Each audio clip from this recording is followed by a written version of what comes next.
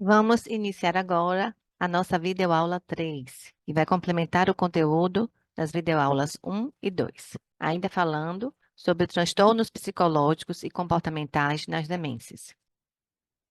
Ainda com relação à abordagem não farmacológica dos distúrbios neuropsiquiátricos, é importante considerar a visão atualizada de intervenções não farmacológicas, ou seja, o profissional que acompanha idosos e trata da abordagem não farmacológica tem que se atualizar continuamente para verificar novos resultados com novas medidas que estão sendo implementadas em diversos lugares do mundo e que estão tendo resultados significativos para o acompanhamento de idosos. São considerados mais promissores o trabalho com musicoterapia e algumas técnicas de gestão comportamental, que são implementadas pelos profissionais que acompanham o idoso. A evidência da eficácia de métodos não farmacológicos é limitada, por isso, muitas vezes está associada à abordagem farmacológica, considerando a gravidade da doença do paciente.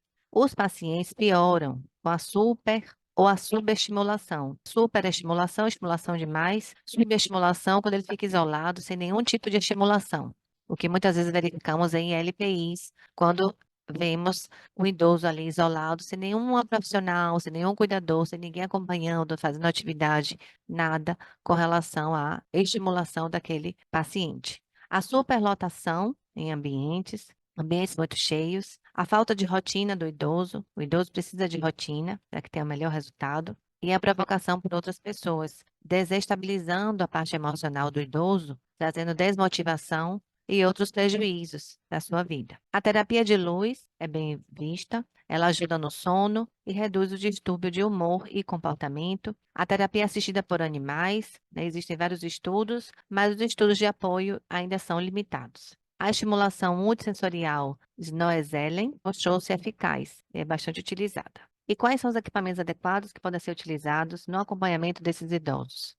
Os equipamentos são diversos e devem estar voltados para os sentidos. Por exemplo, a estimulação visual, spray de fibra ótica, projeção de imagens reminiscentes, que são imagens que vão trazer a lembrança da infância, da adolescência, da fase adulta. A estimulação auditiva, fitas de relaxamento, ruído de vibração do equipamento, sinos de vento, músicas do passado, do período em que ele era jovem. A estimulação olfativa, com a aromaterapia, perfumes e loções, a loção pós-barba, que são familiares a esse idoso. A estimulação gustativa, qualquer substância alimentar que forneça sabores ou texturas distintos. A estimulação tátil, com uso de almofadas e colchão vibratório, manta pesada com diferentes tecidos texturizados. A estimulação proprioceptiva e vestibular, com cadeiras de balanço, alongamento e alcance. Aqui são apenas alguns exemplos. Há diversos recursos que podem ser utilizados para a estimulação adequada dos idosos, como jogos, brincadeiras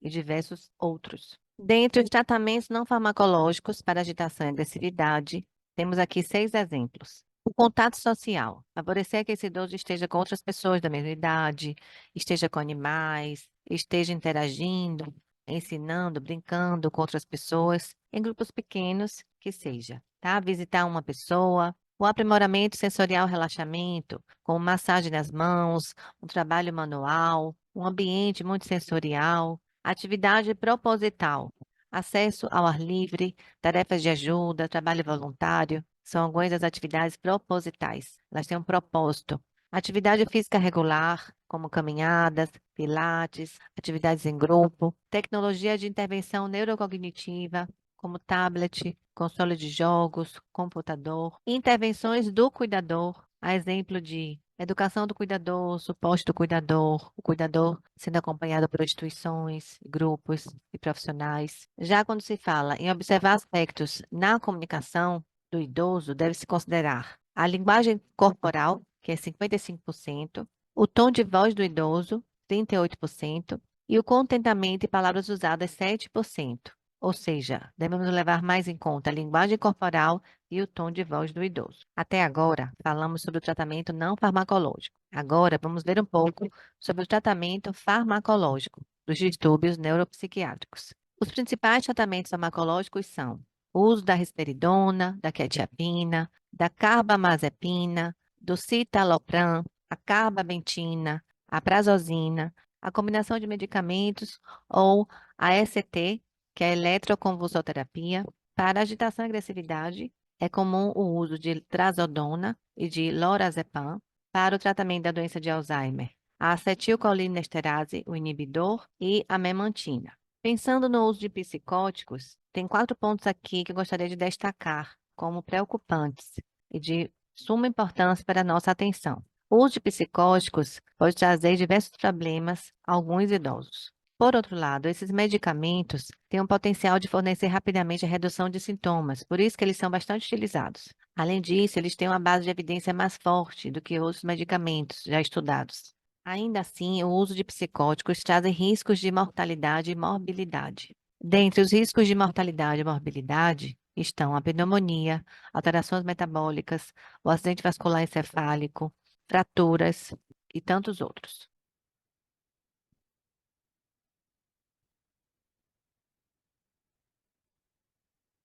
Nesta aula 3, nós concluímos os estudos introdutórios do tema transtornos psicológicos e comportamentais nas demências. Até já na nossa aula, em que iremos aprofundar diversos aspectos da saúde mental do idoso.